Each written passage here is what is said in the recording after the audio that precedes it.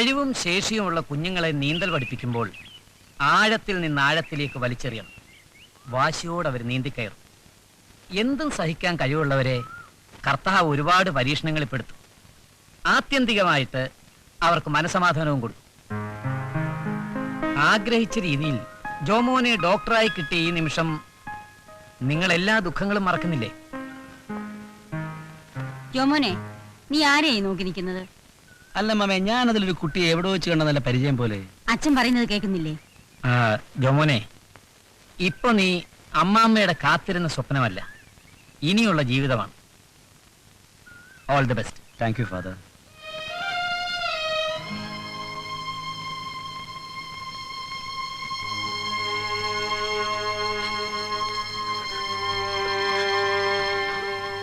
അമ്മാമേ,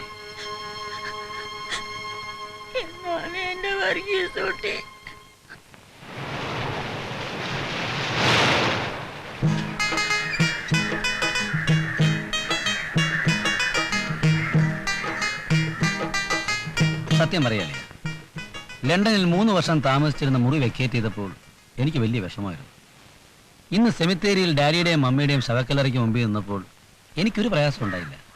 പിന്നെ അമ്മാമ്മയുടെ കണ്ണ് നിറഞ്ഞപ്പോഴാണ് എനിക്ക് വിഷമമുണ്ടായത്. ഡാഡിയും മമ്മിയൊക്കെ ആണെങ്കിലും കുറച്ചു കാലം ഒരുമിച്ച് കഴിയുകയും അടുത്തിടപെടുകയും ചെയ്താലേ നമുക്ക് എന്തെങ്കിലും ഫീലിങ്സ് ഉണ്ടാകത്തുള്ളൂ. എനിക്ക് എൻ്റെ വാപ്പയെ പറ്റി ഒരൊറ്റ വികാരമേ ഉള്ളൂ, വെറുപ്പ്. ഈ നാട്ടിൽ നിയമവും കോടതിയൊന്നും ഇല്ലായിരുന്നെങ്കിൽ കണ്ടുമുട്ടുന്ന ആ നിമിഷം ഞാൻ കുത്തിക്കൊല്ലുമായിരുന്നു. എന്താ ഈ പറയുന്നേ? ഓടിയത്ത് അകത്തുവാൻ.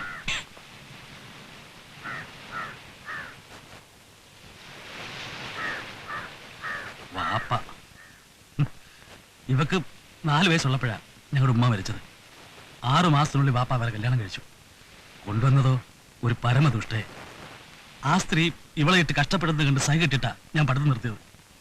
വാപ്പയ്ക്ക് അവരായിരുന്നു വലുത്. അന്ന് ഞാൻ ഇവളുടെ കൈയും പിടിച്ചിറങ്ങിയതാ. അന്ന് മുതൽ ഇന്ന് വരെ ഈ ലോകത്ത് ഞാൻ ഒരാളേ ഉള്ളൂ, ഈ കടലമ്മ.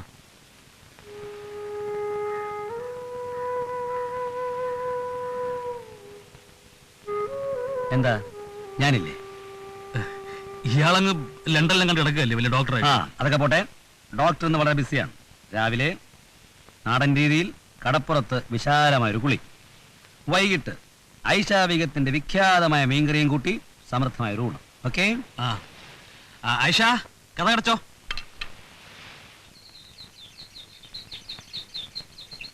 കണ്ടില്ലേ കുറുപ്പേ, രാവിലെ 8 മണിക്ക് ഇവിടുന്ന് ഇറങ്ങി പോയതാ. അവന്റെ വല്ല വിവരം ഉണ്ടോന്ന് നോക്കിയേ.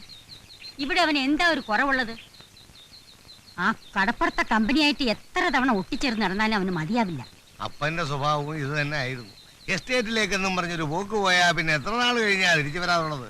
അല്ല, എത്ര തവണ ഇവിടുന്ന് തന്നെ എന്നെ അങ്ങോട്ട് പറഞ്ഞയച്ചിട്ടുണ്ട് കൂട്ടിക്കൊണ്ടുവരാൻ. ഇങ്ങോട്ട് വരട്ടെ. അല്ല ഡോക്ടറെ, ഒരു സംശയം.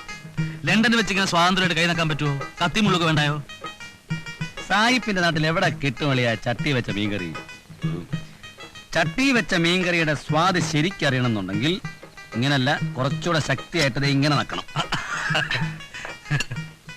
ഐഷ ബീഗം എന്റെ കൂടെ നിൽക്കാവുന്നുണ്ടെങ്കിൽ എന്റെ അമ്മാമ്മ ആശുപത്രി വെച്ചതിന് പകരം ഞാൻ ഇവിടെ ഒരു ഉഗ്രൻ ഹോട്ടൽ തുടങ്ങും. എന്താ, കൂടുന്നോ? കൂടുന്നോ? ശരി, ആളെ വിട്ടുതരാം. എനിക്കെന്ത് പണി തരും? ആർക്ക്? എനിക്ക്. നിനക്കോ?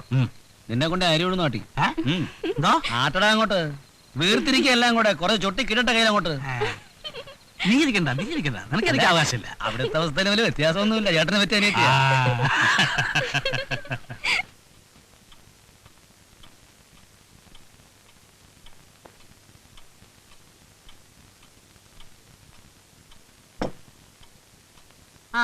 നീ പോയി കിടന്നോ. സാറ് വന്ന് ഊണ് കഴിച്ച് പാത്രം കഴിവെച്ചിട്ട് കിടന്നോളാം. സാറ് വരാനൊന്നും കാത്തിരിക്കണ്ട. പാത്രമൊക്കെ ഞാൻ എടുത്തു വെച്ചോളാം. നാളെ രാവിലെ കഴിയാ മതി. പിന്നെ ഈയിടായി ഒരുക്കമൊക്കെ കുറച്ച് കൂടുന്നുണ്ട്. അടുക്കള പണി ചെയ്യുന്നതിനിടയിൽ തലയിൽ മുല്ലപ്പ് വേണമെന്ന് നിർബന്ധമൊന്നുമില്ല.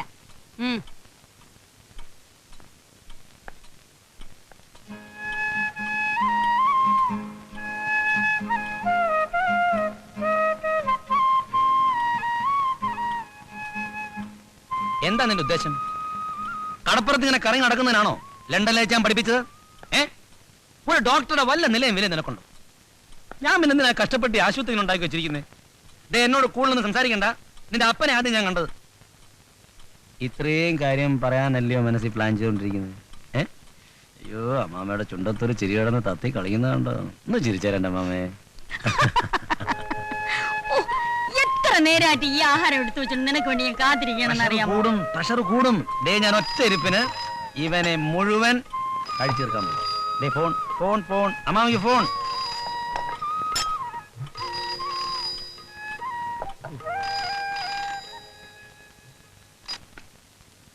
യെസ്,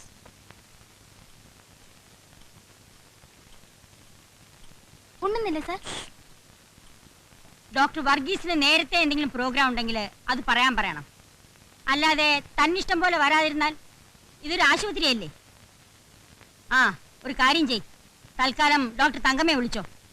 ആ, അമ്മാമ വരുമ്പോ ഞാൻ നിന്നെ ചുമ്മാ ഒന്ന് ചാടിക്കും, പേടിക്കരുതേ. നാക്കുണ്ടെങ്കിൽ ആർക്ക് വേണമെങ്കിലും എന്ത് വേണമെങ്കിലും പറയാം. നിന്നെ ആരാ ഇവിടെ വിളിച്ചേ? എന്താ മോനെ? അമ്മാമേ, ഞാൻ ഇവിടെ നിന്ന് ഫുഡ് കഴിച്ചോണ്ടിരിക്കുക. ഇവരോട് നിൽക്കേണ്ട ആവശ്യം എന്താ? എനിക്കത് ഇഷ്ടമല്ല.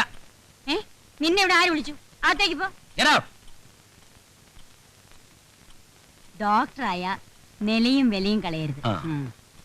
അല്ല, മോൻ ആഹാരം കഴിച്ചു തീർന്നോ? അമ്മാമ്മയുടെ കൊഞ്ചേറി ഉണ്ടെങ്കിൽ എനിക്ക് എത്ര നേരം വേണം ഊണ് കഴിക്കാൻ? ഞാൻ ഇത് മുഴുവൻ കഴിക്കാൻ പോകും. അയ്യോ, വേണ്ട വേണ്ട, നീ ഇപ്പൊ തന്നെ നിറച്ചും കഴിച്ചിട്ടുണ്ട്. എന്നാ കഴിക്കട്ടെ. ആ, ജോമോ നിന്നെ കണ്ടിട്ടില്ലല്ലോ, അതുകൊണ്ട് ഒരു പ്രശ്നം ഉണ്ടാവില്ല. ഇത്രയും കാലം കൂടി നാട്ടി വന്നിട്ട് ഒരു നിമിഷം പോലും അവൻ വീട്ടിൽ നിന്നിട്ടില്ല. ദേ, ഇന്ന് തന്നെ രാവിലെ ഇറങ്ങിയതാ. ഇനിയിപ്പോ രാത്രി ഏത് നേരത്താ വന്നു കയറുന്നെന്ന് അറിഞ്ഞൂടാ.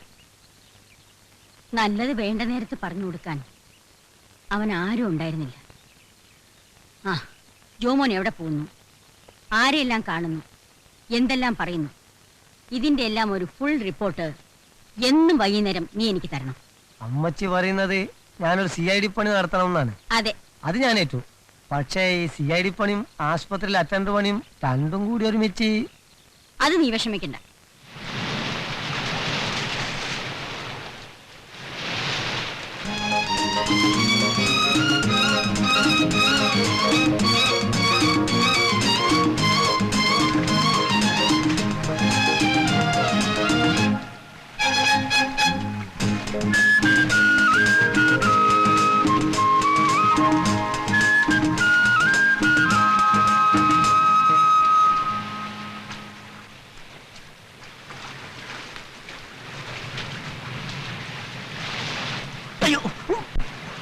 ജോമനെ, ഏയ്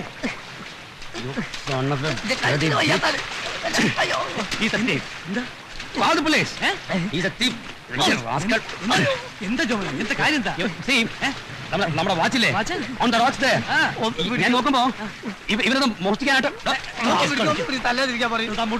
ഇല്ല, വാച്ച് മോട്ടിച്ചോ? ഞാൻ വെളിക്കിരിക്കാൻ വന്നതാണ് എന്നൊന്നും പറഞ്ഞു. അവൻ വെളിക്കിരിക്കാൻ വന്നതാണ്, കത്തിപ്പാൻ വന്നതാണ്.